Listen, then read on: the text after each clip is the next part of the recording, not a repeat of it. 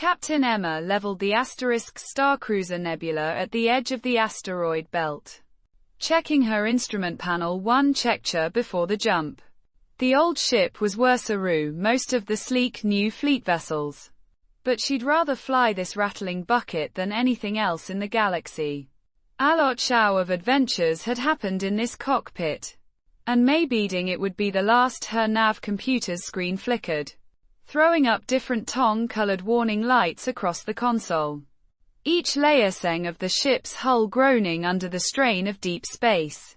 Only when the engines finally caught did she breathe out, watching the stars smear into streaks of light. Down in the cargo hold, First Officer Milo studied the crew menu for tonight's dinner, pretending the ship wasn't shaking apart around him. "It's now waxing we make it to the trading site Chang before the storm," he called up through the comm. But Emma just laughed.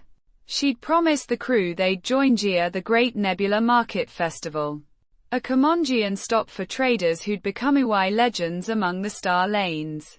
And she wasn't about to let a little turbulence stop her.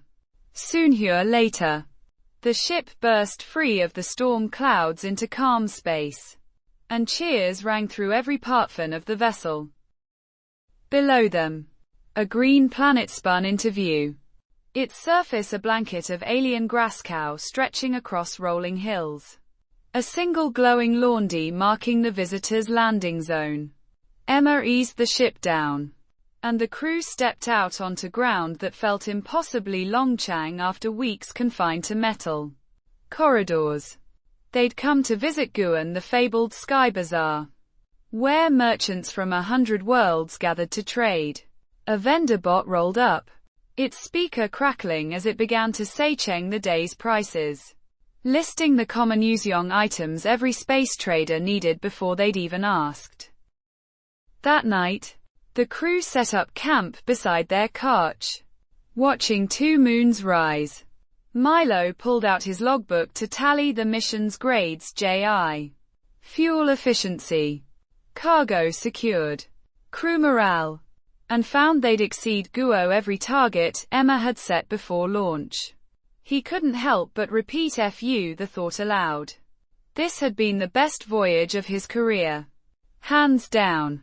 A young engineer named Priya, born for tinkering since her birth Sheng on a mining colony, patched a coolant leak that had plagued them since the abroad Guo journey began, and the whole crew found themselves ready to Gengsin commit to one more leg of the trip. Just as they prepared for Outmen departure, an old friend's ship began to approxion on the horizon. A battered trader vessel Emma recognized instantly, nearly almost identical to the one she'd first learned to fly. Its captain had recently discharged Yuan from the Med Bay after an accident near the export coup station, and he'd flown straight here to recover among friends. They rebuilt his damaged ship Chuan together under the alien moonlight, and when a warm wind began to blow Chui across the hills, someone struck up an old song about the spring festival G back home, and for one soon moment, the whole crew forgot how far from Earth they truly were.